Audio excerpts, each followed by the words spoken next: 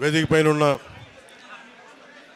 మాజీ MLA Shri Telugu Desam party నాయకులు వర్మ గారు, party spokes person, Telugu Desam party spokes person, అలాగే బుర్రా కృష్ణరాజు గారు భారతీయ జనతా పార్టీ తరపు నుంచి భారతీయ జనతా పార్టీ నాయకులు, తంగెళ్ళ ఉదయ్ శ్రీనివాస్ గారికి జనసేన పార్టీ తరపు నుంచి, అలాగే ఇక్కడ ఈ హాల్లో సమావేశమైన తెలుగుదేశం పెద్దలందరికీ, నాయకులందరికీ, భారతీయ జనతా పార్టీ నాయకులందరికీ, జనసేన పార్టీ నాయకులందరికీ, వీర మహిళలకి, ప్రతి ఒక్కరికి పేరు పేరున నా హృదయపూర్వక నమస్కారాలు. మనస్ఫూర్తిగా మీ అందరికీ ఆహ్వానం పలుకుతా ఉన్నాను. కొంచెం వెనకలు కూర్చుండి సార్, వెనకాల కనిపించకుండా ఉంటాను. చాలా రోజుల నుంచి ముఖ్యంగా తెలుగుదేశం నాయకులందరికీ, కార్యకర్తలందరికీ నేను చాలా రోజుల నుంచి మనసిప్పి పంచుకోవాలనుకుంటా ఉన్నాను. ఇది చాలా రోజుల నుంచి ఎప్పుడన్నా సరే ఇలాంటి సమయం సందర్భం వచ్చినప్పుడు నేను ఎందుకు మన తెలుగుదేశం పార్టీకి నిలబడ్డాను, దేనికని చెప్పడానికి మనసిప్పి చెప్పుకోవాలి మీ అందరికీ అని అనుకున్నాను. అంటే నేను ఎలాంటి వ్యక్తిత్వం ఉన్నాడు నేను చెప్పడానికి. పాలిటిక్స్లో సహజంగా మీ అందరూ నాయకులు, మండల స్థాయి నాయకులు, పంచాయతీ స్థాయి నాయకులు, మన పార్టీ ఎదగాలనుకుంటాం తప్ప వేరే పార్టీ ఎదగాలని అనుకోం. సహజం ఇది అందరికీ. మీరు ఒప్పుకుంటారు ఆ మాటకి? మన పార్టీ ఎదగాలనుకుంటాం తప్ప వేరే పార్టీ ఎదగాలనుకోం. కానీ నాకు చంద్రబాబు గారి మీద చాలా అపారమైన గౌరవం మనస్ఫూర్తిగా. ఎందుకంటే ప్రతి నాయకుడితోటి మనకి ఇష్టపడే అంశాలు ఉంటాయి, విభేదించే అంశాలు ఉంటాయి. ఆయనతో నాకు విభేదించే అంశాలు తక్కువ, సమ్మతి తెలిపే అంశాలు ఎక్కువ నాకు. కాకపోతే ఒకసారి సహకారం, సంఘర్షణ మధ్యలో సరైన మాట తీరు లేకపోతే, సరైన మనం కూర్చొని సమన్వయపరిచే వ్యక్తులు లేనప్పుడు కొంచెం ఇబ్బంది గురవుతుంది. 2014 కూడా ఆ రోజు నేను ఏ కండిషన్స్ లేకుండా, ఒక్క పదవి ఆశించకుండా, ఏం ఆశించకుండా అన్కండిషనల్గా తెలుగుదేశం పార్టీ, మన భారతీయ జనతా పార్టీ గెలవాలని చెప్పి జనసేనని పెట్టి కూడా అప్పటికి ఒక 10 మందిని అభ్యర్థులు నిలబెట్టగలిగే స్థాయిలో ఉండి కూడా ఎందుకు పెట్టలేదంటే సంపూర్ణంగా నా స్థాయి నుంచి సంపూర్ణంగా గెలవాలి, మీరందరూ అలయన్స్ బాగుండాలి, అలయన్స్ బాగుంటే ఆటోమేటిక్గా మేము బాగుంటామన్న ఆలోచనతో 2014లో మనస్ఫూర్తిగా రోజున ఒక్క పదవి ఆశించకుండా తెలుగుదేశం పార్టీ మన భారతీయ జనతా పార్టీకి చేసి పెట్టాను. ఆ రోజున మొన్న జైల్లో ఉన్నప్పుడు చాలా అకారణంగా ఆయన జైల్లో పెట్టినప్పుడు, ఎలాంటి విషయం లేకుండా జైల్లో పెట్టినప్పుడు నాకు చాలా బాధ కలిగింది. ఆయన వెళ్తా ఉంటే చాలామంది రోడ్డు మీద అన్న ఆయన్ని బంధించేశారన్న, ఆయన కూర్చోబెట్టి జైలు నుంచి బయటికి తీసుకురండి అన్న అని చెప్పి ప్రతి ఒక్క తెలుగుదేశం తమ్ముడు నా దగ్గరికి వచ్చి దారి పొడుగుతో మాట్లాడుతుంటే చాలా కదిలించేసింది. ఇది నేనేం కోరుకుంటానంటే, మనందరి మధ్య మనం విభిన్నమైన పార్టీలకు చెందిన వ్యక్తులం కావచ్చు, కానీ మనందరం కలిసి భారతదేశానికో, ఆంధ్రప్రదేశ్, మనం ఉంటున్న ఆంధ్రప్రదేశ్కో మనం పని చేసుకోవడానికి వచ్చాం. మనందరికీ ఏకాభిప్రాయం లేకపోవచ్చు అన్ని విషయాల మీద, కానీ ఎక్కువ శాతం ఏకాభిప్రాయం ఉండేలాగానే మనం ప్రయత్నాలు జరుగుతూ ఉంటాయి. ఈ పొత్తు కూడా అలాంటిదే. అన్నీ మనం ఏకీభవించాల్సిన అవసరం లేదు, అన్నీ మనం కూర్చొని యాక్సెప్ట్ చేయాల్సిన అవసరం లేదు, కానీ ఎక్కువ శాతం 70-80% అందరం ఏకీభవించే పరిస్థితులే ఉంటాయి. నాకు ఎదుగుదల ఉండి కూడా ఎందుకు నన్ను నేను కుదించుకొని 25 స్థానాలకు ఎందుకు కుదించుకున్నానంటే, మీ దగ్గర బలమైన స్ట్రక్చర్ ఉంది తెలుగుదేశం పార్టీకి. మా దగ్గర యువత బలం ఉంది, మా దగ్గర కొట్లాడే బలం ఉంది, మా దగ్గర కొట్లాడే శక్తి ఉంది. నేను మా యువత అందరికీ చెప్తుంటాను, మా మహిళా నాయకులు వాళ్ళందరికీ చెప్తుంటాం, మా నాయకులందరికీ చెప్తుంటున్నాం, భారతీయ జనతా పార్టీని చూసి కానీ, తెలుగుదేశం పార్టీని చూసి కానీ మనం నేర్చుకోవాల్సింది, ఇంతమంది జనసందోహాన్ని ఒక స్ట్రక్చర్లో ఎలా పెట్టాలి అనేది మీ రెండు పార్టీలను చూసి నేర్చుకోవాలి. తెలుగుదేశం పార్టీని చూసి పదే నేను చెప్తూ ఉంటాను. ఎందుకంటే ఎవరైనా సరే నేర్చుకోవడం మీద, ఎవరి దగ్గర ఇచ్చిన పాఠాలు నేర్చుకోవడానికి జనసేన మేమందరం సంసిద్ధంగా ఉంటాం. ముఖ్యంగా ఆయన జైల్లో పెట్టినప్పుడు నేను వెళ్ళాను లోపలికి. నా దగ్గర నాకు పెద్ద ఆలోచన ఏం లేదు. పాప ఆయన జైల్లో వెళ్ళినప్పుడు ముఖ్యమంత్రి, ఉమ్మడి రాష్ట్ర ముఖ్యమంత్రి, ఒక మహానగరాన్ని ఆయన మేధస్సుతోటి, ఆయన ఆలోచన విధానంతో, ఎందుకు నాకు తెలుసు ఒక పార్టీని నడపడం ఎంత కష్టమో, అలాంటిది ముఖ్యమంత్రిగా ఉండి ఇన్ని ఒక మాదాపూర్ లాంటి ఒక హైటెక్ సిటీని ఆయన కూర్చొని రూపకల్పన చేశారు, 2020 విజన్ అని. అలాంటి వ్యక్తి ఎక్కడో మన రాజమండ్రి జైల్లో అలా కూర్చొని ఉంటే నాకు చాలా బాధ కలిగింది. వెళ్ళి లోపలికి వెళ్ళి మొత్తం అన్ని ఆ సెక్యూరిటీ మెజర్స్ అన్ని తట్టుకొని లోపలికి వెళ్ళి ఆయన చూస్తుంటే, ఒకప్పుడు అందరికీ ఈయన్ని జైలు పట్టిన ముఖ్యమంత్రి గారికి ఇలాంటి దుస్థితి కలిగింది. నేనేం చేయగలను ఆలోచించాను. బయట పార్టీ వాడిని, నేను తెలుగుదేశం పార్టీ వ్యక్తిని కాదు, కానీ నాకు మీ నాయకుడు తాలూకు బాధ, మీ అందరి బాధ నన్ను చాలా చాలా తాకింది. నేను చేయగలిగేది ఏంటి? నేను చేయగలిగేది ఏమనుకున్నానంటే మనందరం కలిసి ప్రజాస్వామ్యాన్ని కాపాడాలి. మనందరం కలిసి వైసీపీ రాక్షస పాలన నుంచి ఆంధ్రప్రదేశ్ని విముక్తి కలిగించాలి. నా వంతు కృషి నేనేం చేయగలను? సహజంగానే పొత్తు ఇలాంటి పరిస్థితుల్లో, ముఖ్యంగా మీ నాయకులందరికీ, తెలుగుదేశం నాయకుల మీ అందరికీ కూడా, సీనియర్లందరికీ తెలుసు, ఇలాంటి పొత్తులో ట్విస్ట్ చేస్తారు. మాకు ఇన్ని సీట్లు కావాలి, మాకు ఇది కావాలి, అలా కండిషన్స్ పెట్టే పొత్తు ఉంటుంది ఎప్పుడు. నేను అవేం పెట్టుకోలేదు మనసులో. ముందు మీ నాయకుడు బయటికి రావాలి, చంద్రబాబు నాయుడు గారు బయటికి రావాలి అన్న ఒక్కటి తప్ప. ఎందుకంటే లెక్కలేసేవాడైతే వాడు పవన్ కళ్యాణ్ అవ్వడు. మనసుతో స్పందిస్తాను, మనకి తెలివితేటలతో స్పందించను, మనసుతో స్పందిస్తాను. కానీ నేను మనసుతో స్పందించినప్పుడు చాలామంది మా నాయకులు చాలా ఇబ్బందులు పడ్డారు. ఇప్పుడే మనకి మండపేట నుంచి కూడా లీలాకృష్ణ గారు సర్వేశ్వరరావు గారితో కూర్చొని మాట్లాడుతున్నారు. ఒకసారి ఆయన సర్వేశ్వరరావు గారు చెప్తా ఉన్నారు, మీరు చాలా పెద్ద హృదయంతో చేశారంటే లీలాకృష్ణ గారు అంటూ ఉన్నారు, ఆయన పెద్ద మనసుకి మేము కూడా నలిగిపోయామండి అని చెప్తా ఉన్నారు, సీటు కోల్పోయి. అలాగే ఈ పరిస్థితుల్లో వర్మ గారు కూడా ఇంత బలమైన నాయకుడు అయ్యండి,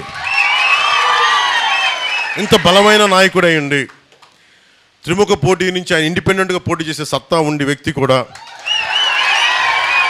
ఎందుకంటే నేను ఉదాహరణకి మనం ప్రత్యర్థి పార్టీలైనా ఇదే త్రిముఖ పోటీ అయినా కానీ నేను ఇంతే గౌరవిస్తాను వర్మ గారికి, గుర్తుపెట్టుకోండి. ఎందుకంటే మనం ఈరోజు కలిసి పనిచేస్తున్న పొత్తు ధర్మం ప్రకారం, కానీ ఆయన సత్తా నాకు తెలియంది కాదు. ఆయన సమర్థత, ఆయన ప్రతిభ, ఆయన వ్యక్తిత్వం, ఆయన నిలబడేతనం, ఆయన లీడర్షిప్ ఎబిలిటీ నేను సంపూర్ణంగా అర్థం చేసుకున్నాను. ఆయనతో ఒకటే మాట కూర్చొని చెప్పాను, మీకు ఇంతకుముందు ఏదైనా సరే చిన్నపాటి పొరపక్షాలు ఉన్నా కానీ వాటందరి తరపున మనస్ఫూర్తిగా నేను క్షమాపణలు చెప్తున్నాను. దయచేసి మీరు ఏమాత్రం మీకు ఇబ్బంది కలిగించే ఏదైనా అంశాలు ఉండుంటే, గతంలో జరిగి ఉంటే మనస్ఫూర్తిగా మీరు క్షమించండి అని. ఎందుకంటే నేను తగ్గడం మీద ఉంటాను. ఎందుకంటే నాకు ప్రజలు బాగుండాలంటే నేను ఒక అడుగు వెనక్కి వేయడానికి, ఒక అడుగు తగ్గడానికి నేను సంసిద్ధంగా ఉంటాను. నేను కోరుకున్నది కూడా ఇది చాలా చాలా కీలకమైంది. పెద్ద మనసుతోటి రాష్ట్ర ప్రయోజనాలను దృష్టిలో పెట్టుకొని చంద్రబాబు నాయుడు గారిని ఆయన చెప్పింది విని అర్థం చేసుకొని, ఆయన ఒకటే చెప్పారు నాకు, ఆయన పదవుల గురించి ఏమి చెప్పినా, ఎమ్మెల్సీ అన్న మంత్రివర్గం అన్న నేనేం మాట్లాడలేదు, వాటన్నిటిని నేను ఆశించలేదు. మా చంద్రబాబు నాయుడు గారు చెప్పారు, ఆయన చెప్పిన గీత నేను దాటను అని చెప్పి మనస్ఫూర్తిగా పెద్ద మనసుతోటి ఈరోజు పోటీ నుంచి తప్పుకొని నన్ను అభ్యర్థిగా నిలబెట్టి ఇక్కడ 1,00,000 ఓట్ల మెజారిటీతో గెలిపించే బాధ్యత నాది అని చెప్పి ఆయన పెద్ద మనసుతో చెప్పడం చాలా చాలా ఆనందం వేసింది. సో దీంట్లో చాలా కీలకమైంది, ఆయన మర్యాదకి భంగం కలగనివ్వను. మీకు ఇదే చెప్తున్నాను. నేను ఇక్కడ ఎమ్మెల్యేగా మీరు గెలిపించినా కానీ ఆయన మర్యాదకు కానీ ఆయన గౌరవానికి కానీ నేను భంగం కలగనివ్వం. అలాగే మన పొత్తు ధర్మానికి ప్రతి మండలంలో ఉన్న ప్రతి తెలుగుదేశం నాయకులకి, ప్రతి బీజేపీ నాయకులు కూడా మీ గౌరవానికి, మీ అధికార దీనికి నేనేం భంగం కలగని. అందరం కలిసి పనిచేద్దాం, సమస్యల మీద ఉమ్మడిగా పోరాడదాం. అలాగే మనకి ఏలేరు కాలువ కానీ, సుద్దగడ్డ, వీటన్నిటికి కూడా కంబైన్డ్గా కూర్చొని ఆలోచిద్దాం తప్ప ఏ విధంగా కూర్చొని ఒంటెద్దు పోకడైతే నేను పోను. అందుకని మీరు మనస్ఫూర్తిగా ఈ రోజున వర్మ గారు మిమ్మల్ని అందరినీ కలవాలంటే మనస్ఫూర్తిగా మీ అందరికీ ఇక్కడ వచ్చిన ప్రతి ఒక్కరికి పేరున ప్రతి తెలుగుదేశం నాయకులకి, ప్రతి ఒక్క కార్యకర్తలకి, ప్రతి ఒక్కరికి మన భారతీయ జనతా పార్టీ నాయకులకి, జనసేన నాయకులు, ప్రత్యేకించి జనసేన పార్టీ తరపు నుంచి మీ అందరికీ మనస్ఫూర్తిగా నా కృతజ్ఞతలు తెలుపుకుంటాను.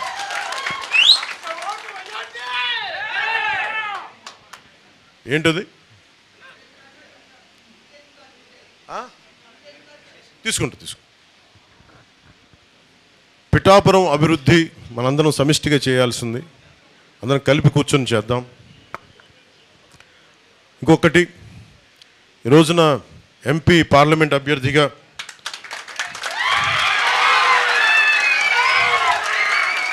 తంగెళ్ళ ఉదయ్ శ్రీనివాస్ గారిని జనసేన పార్టీ తరపు నుంచి నిల్చోబెడుతున్నాం.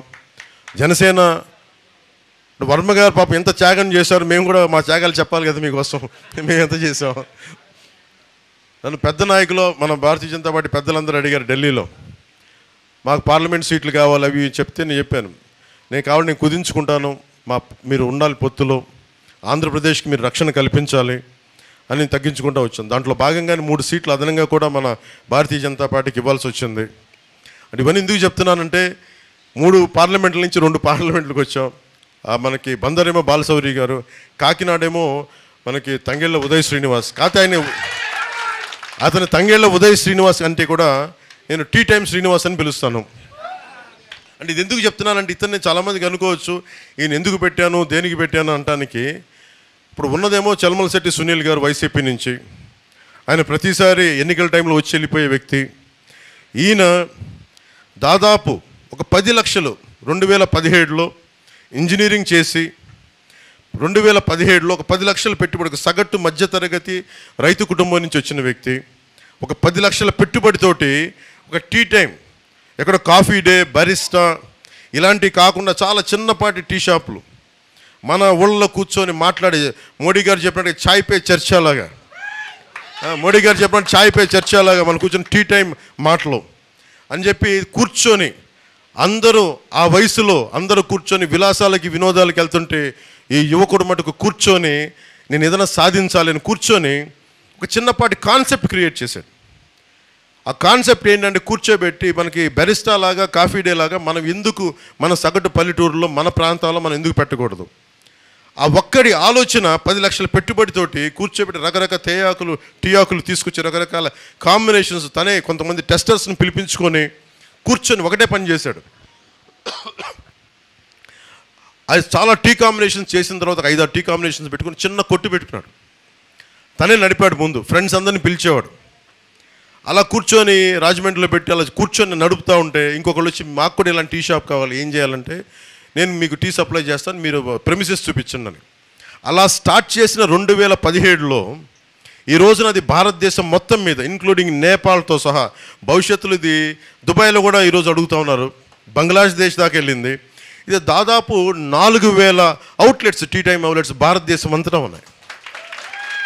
ఇది తనకి వచ్చే అందరికి ఫ్రాంచైజ్ ఇచ్చేశాడు. మోడీ గారు చెప్పిన ఆత్మనిర్భర్ అవార్డు గ్రహీత ఇతను. దాదాపు 100కు పైగా అవార్డులు, బెస్ట్ ఎంటర్ప్రెన్యూర్, బెస్ట్ సిఇఓ, ఇలా తీసుకుంటే ఒక లిస్ట్ ఆఫ్ అవార్డ్సే ఉన్నాయి టీ టైమ్ ఉదయ్ గారికి. ఇది తను ఒక్కడే ఎదగడం కాదు, దాదాపు 25,000 మందికి ఉపాధి అవకాశం కల్పించాడు. తను చిన్న ఐడియా, 10 లక్షల రూపాయల పెట్టుబడితో పెట్టిన ఐడియా 25,000 మంది పైచిలకు వ్యక్తులకి అది ఉపాధి అవకాశం కల్పించింది.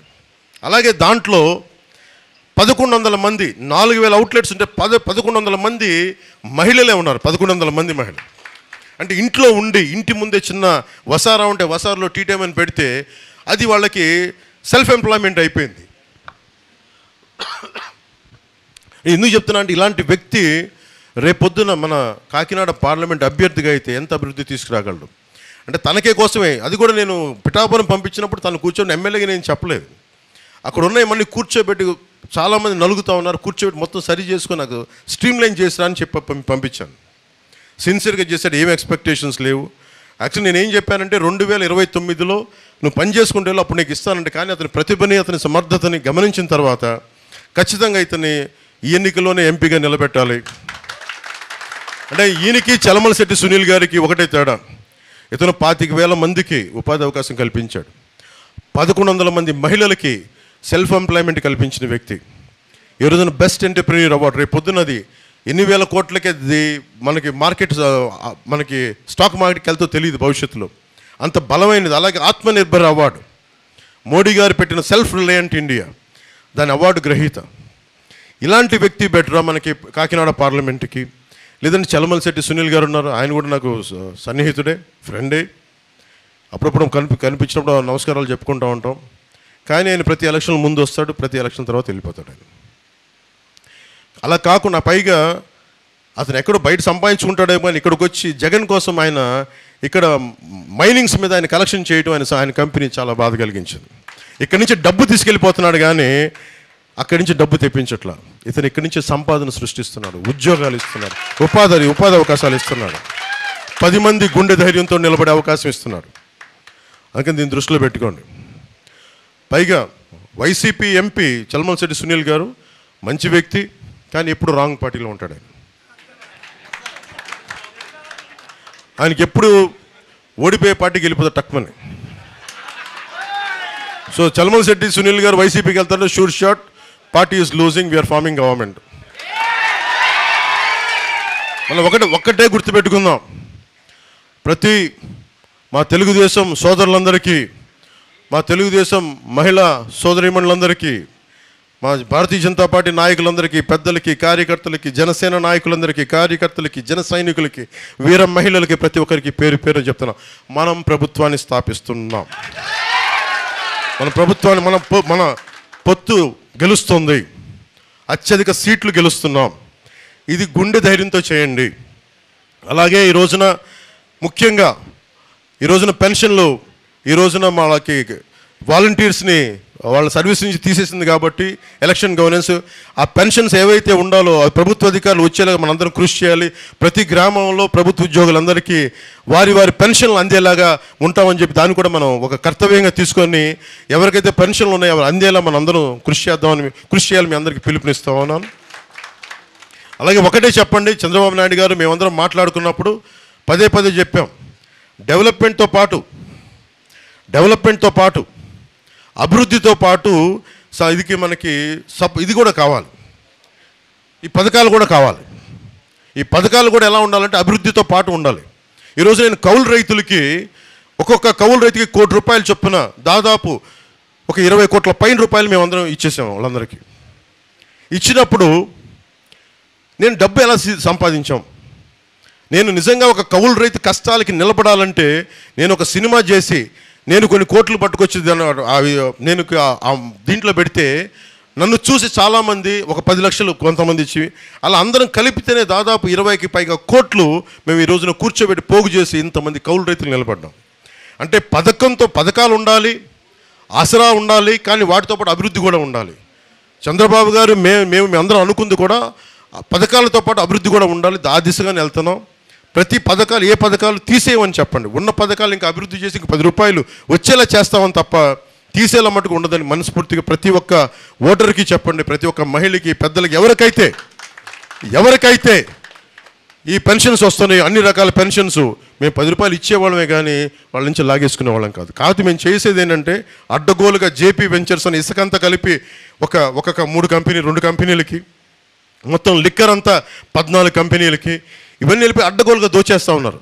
మద్యం, ల్యాండ్ మాఫియా, ఇది మనకి గంజాయి, ఇలా అడ్డగోలుగా దోచేస్తానికి వీళ్ళని ఆగాలంటే మన పొత్తు గెలవాలి, మనందరం నిలబడాలి.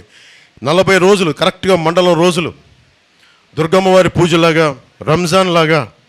రంజాన్ ఉపవాసాలుగా 40 రోజులు మనకు తీక్షణంగా కనుక మనందరం కలిసి మనలో పొరపచ్చాలు లేకుండా మనకి కొట్టుకోకుండా తిట్టుకోకుండా కలిసి కనుక మన ప్రభుత్వం వస్తుందని పనిచేస్తే మటుకు అందరం బాగుంటాం.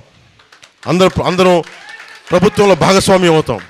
మనలో పెద్దలకు కూడా, చాలామంది పెద్దలకు కూడా చెప్తున్నాను, మన కార్యకర్తలు కానీ నాయకులు కానీ ఒక చిన్నపాటి ఇబ్బందులు ఉన్నా కానీ ఇంకొక కాన్ఫ్లిక్ట్ మేనేజ్మెంట్ లాగా కొంతమంది పెద్దలు వచ్చి కూర్చొని దాన్ని సరి చేయవలసిందిగా కోరుకుంటా ఉన్నాను.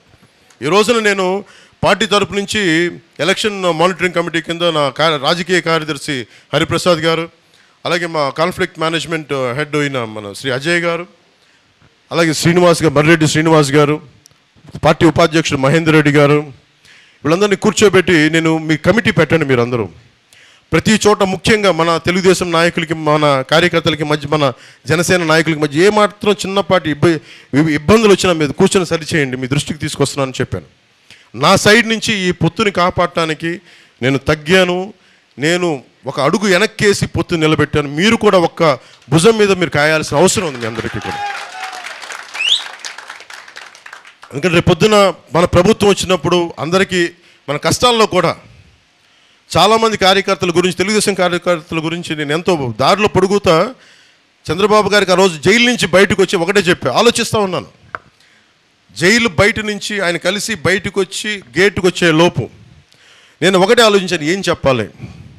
అందరిలాగా చాలా తెలివిగా కూర్చొని మంచిది, ఆయన త్వరగా బయటికి జైలు నుంచి రావాలని కోరుకుంటున్నాను అని చెప్పి కూడా వెళ్ళిపోవచ్చు. ఆ తెలివితేటలు కూడా నా దగ్గర ఉన్నాయి. అలా ఉంటే మీరు ఎలా ఉంటుందో ఆలోచించండి. నేను ఆ తెలివితేటలు చూపించలా. అరే, కష్టాల్లో ఉన్న వ్యక్తికి ఒక 4 దశాబ్దాలు పార్టీని కొమ్ము కాసేశారు తెలుగుదేశం కార్యకర్తలందరూ. మీకు అండగా నిలబడాలంటే నేను ఏం చేయాలి? నేను మనసిప్పి మాట్లాడాలని నిర్ణయించుకున్నాను. ఆ రోజునే అలయన్స్ని ప్రకటించాను. పెద్దలకి, మన భారతీయ జనతా పార్టీ పెద్దలకు కూడా తెలియజేశాను. అదేదో నిజంగా మనకు ఆంధ్రప్రదేశ్ ఇబ్బందులు చూసి నేను చేయాల్సి వచ్చింది, పెద్ద మనసుతోటి సహకరించండి అని చెప్పాను. పాపం వాళ్ళు సమయం తీసుకున్నారు. పెద్ద మనసుతోటి అమిత్ షా గారు ముందుకు వచ్చి, జేపీ నడ్డా గారు ముందుకు వచ్చి మనస్ఫూర్తిగా మీరు గెలవాలి అని చెప్పి వాళ్ళు కూడా భాగస్వామ్యం తీసుకున్నారు ఈరోజు. సో నేను కోరుకుంటుంది, మన ప్రభుత్వాన్ని స్థాపిస్తున్నాం. టీ టైం ఉదయ్ శ్రీనివాస్ గారిని గెలిపించవలసిందిగా మనస్ఫూర్తిగా కోరుకుంటున్నాను. అలాగే వర్మ గారు కొంచెం మీరు ముందుకు రావాలి. ఈయన ఒక మాస్ లీడర్. నాకు ఈయనతోటి నాకు, బాబు నువ్వు కూర్చో, నాకు కనిపించలేదు. నాకు ఈయనతోటి నచ్చుద్ది. ఈయన ముఖస్థితి లేకుండా మాట్లాడతారు. ఈయన నిలబడి, అలాంటి వాడు నిలబడితే ఎంత గట్టిగా నిలబడతాడో నాకు తెలుసు. వారి అబ్బాయికి కూడా మనస్ఫూర్తిగా ప్రత్యేకమైన కృతజ్ఞతలు. జూనియర్ వర్మ గారికి. కృష్ణరాజు గారు మీరు రండి. కృష్ణరాజు గారికి కూడా పాప ఆయన కూర్చొని పెద్ద మనసుతోటి సహకరించి ఈ రోజున ఈ పొత్తుని ముందుకు తీసుకెళ్తాను. మనస్ఫూర్తిగా ధన్యవాదాలు తెలుపుకుంటూ, ముఖ్యంగా వర్మ గారికి, నియోజకవర్గం నా గెలుపు మీ చేతుల్లో పెట్టాం.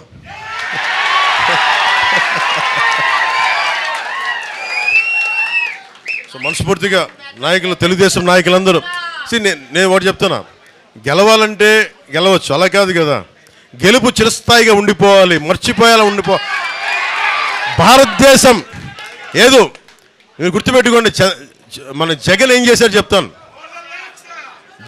జగన్ ఒక నిమిషం, ఆ జగన్ ఏం చేశాడు చెప్తా. మోడీ గారు, ముఖ్యంగా భారతీయ జనతా పార్టీ పెద్దలు మీ అందరికీ తెలుసు, G20 సమ్మిట్, కృష్ణరాజు గారు G20 సమ్మిట్ ఎంత ప్రతిష్టాత్మకమైనదో మనందరికీ తెలుసు. అలాంటి సమయంలో ఆయన డిస్టర్బ్ చేయడానికే చంద్రబాబు నాయుడు గారిని అరెస్ట్ చేశారు. అది చాలా ఆవేదన కలిగించింది పెద్దలందరికీ. అలాంటి సమయంలో కూర్చోబెట్టి మనం తీసుకున్న నిర్ణయం ఈరోజు మనందరినీ కల్పించింది. దీని ఫలితాలు సాధిద్దాం, గుర్తుపెట్టుకుందాం. ఏం లేదు, ఈ విజయం పిఠాపురం నా ఒక్కడి విజయం కాదు, మనందరి విజయం. వర్మ గారి విజయం, కృష్ణరాజు గారి విజయం, మన టీ టైం ఉదయ్ శ్రీనివాస్ విజయం, మన జనసేన కార్యకర్తల విజయం, తెలుగుదేశం కార్యకర్తల విజయం, తెలుగుదేశం సోదరుల విజయం, వీర మహిళల విజయం, భారతీయ జనతా పార్టీ నాయకుల విజయం. ఇది మనందరి సమిష్టి విజయం. దిగ్విజయంగా ఉండాలని చెప్పి తెలుగుదేశంకి జయము జయము, భారతీయ జనతా పార్టీకి జయము జయము, జనసేన పార్టీకి జయము జయము, ప్రజలకి దిగ్విజయం కలుగు కాక. జై జనసేన, జై హింద్.